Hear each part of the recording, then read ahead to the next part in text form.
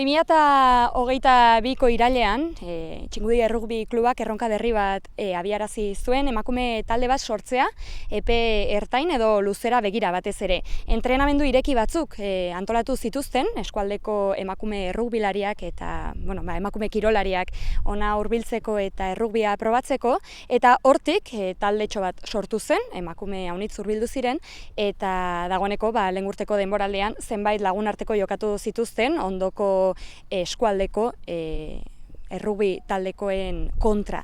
Hainbertze ikasi eta gero, aurten talde hori sortua dago eta liga jokatuko du, eta dagoeneko epe ertainera begira zegoena edo helburu hori lortuta dago aurtengo.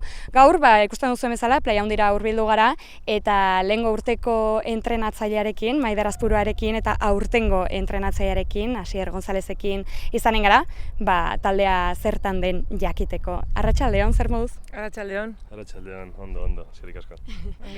Bueno, hasteko Maider, lehen urteko denboraldiko balorazioa egin nahiko genuke zurekin.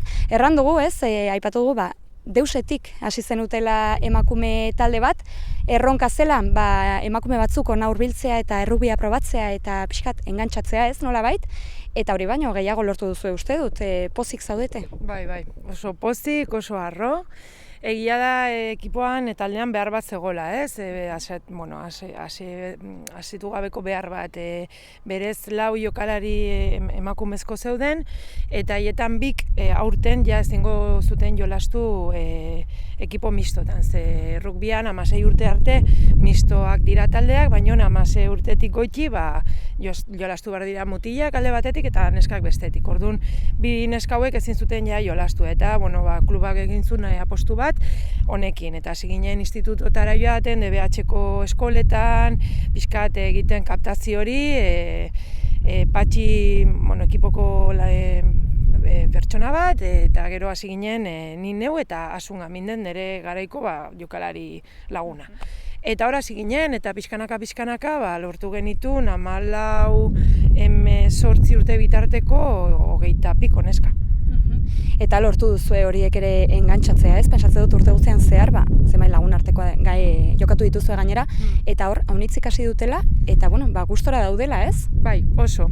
Gure helburu nagusia izan zen haiei transmititzea familian batean zeudela, talde pertenentzia, rugbiaren balioak oso importanteak direla, zintzotasuna, taldea respetatzea, denak garela beharrezkoak, eta modu batean hori sentitu zuten neska hauek eta super motibatua zeuden. Orduan hasi ziren eta etortzen haien lagunak ere hori dela funtzionatzen duena benetan, ezta? Eta lau lagun arteko egin genitun gutxi gora bera, oso zerotik hasita. Orduan rugbiaz ikasi dute, baino pixkat, oinarrizko nozioak hartu zituzten, aurten askoz gehiago ikasten joanen dira, eta importantena da beraien motivazioa eta rugbiarekiko maitasuna eta taldearekiko haien arteko harreman polita. Hori da importantena. Gainera, garrantzitsua da hemen Irunen bertan eta Irungo errugbilariak hemen aukera edukitzea, nahi duten kirolaz gozatzeko eta lehiatzeko ere. Eta pentsatzen dut, txikiagoak direnak ere horrela, erreferente gisa izanen dutela, aurten, emakume taldea osatzen duten jokalari guztiak, eta hori ere garrantzitsua da. Bai, oso. Karo, azkenean, hori kanteran daudenak ikustea neskak handiak direnan posible dutela jolastu, mutilak bestela, ederra da, zoragarria da, bai. Hori da helburua, lortzen dugun, hori da gure nahia. Ederki, Asier, zurekin segituko dugu. Aipatu dugu, urten dagoeneko taldea osatua dagoela, eta amets bat zena edo egi bihurtu dela, eta liga batean parte hartuko duzuela, berez, egia da, lehen urtean sortu zen proiektua. Bai, lehenengo eskertu nahi genuen berriro Maider eta Asuni, Txotxiri, ze haiei eskerra izan da taldea sortu dena. Orduan ni orain naiz hau jasotzen, ari gara jasotzen hau beste entrenatzaile batzuk. Eta oso handikin ikusten dira gogoak nesketan, daukagu talde jator bat. Egia da senior mailan 16 urtetik gora izan behar dula, orduan daude batzuk ezingo dutela oraindik gurekin jolastu. Baina, ari gara mugitzen, duela urte batzuk ere saiatu ginen talde bat sortzen eta neska horiek berreskuratzen ari gara. Eta proiektu oso polita batean, printzipioz gutxi barru esango ditu zer ligan jolastuko dugun. erabaki batzuk hartuko ditugu, baina, bueno, ilusioa handiz gaude neska hauekin eta prest. Bereziki Maider esaketen duna, garrantzitsuena helburua izango da aurten taldea bermatzea hurrengo urterako. Nik ez dutena nahi, nire helburua da, noizbait, euki genituen jolakalariak duela 10 urte Hernan irajuntziela, berara junintzidak, ez jutea, aukera eukitzea, egote jutea jun, baina aukera eukitzea haien herrian taldea dagoela eta hemen jolastea ere. Orduan hori. Bueno, asteko berrintasun bat dago, lehen urtean zu zinen entrenatzailea, aurten zu. Aldaketa hori nola eman da edo nola pentsatu duzue horrela izan entzela? Bueno, nik esango dion nire aldetik dena. Nire kasuan ezin nuen konpromesu hartu ekipo bat aurrera eramateko, arrazoi desberdinengatik, pertsonalak eta profesionalak, orduan ezin nien eman beraik behar dutena, dela entrenamendu 2 edo 3 astean, gehi partidoak, eta orduan ni hori ezin diet eman, haiei esan nien, eta asunen kasuan berdin. Orduan, zorionez, Asierrak ardura hartzeko oso prest agertu da, oso motibatua. Hori jaberak esango izu, hori da, batez ere nik ezin nun, jarraitu, asunek ez da, orduan ekipoak behartzun norbait aurkitu. Laguntzeko eta hori egoteko neska badakite beti hemen egonen garela, partidotara joanen gara aldugunetan, baina nik ezin nun hartu konpromesu pertsonal hori, ume txikiak ditut, eta ezin nuen. Azkenean Txotxi eta Maider egotea oso garrantzitsua zen guretzat.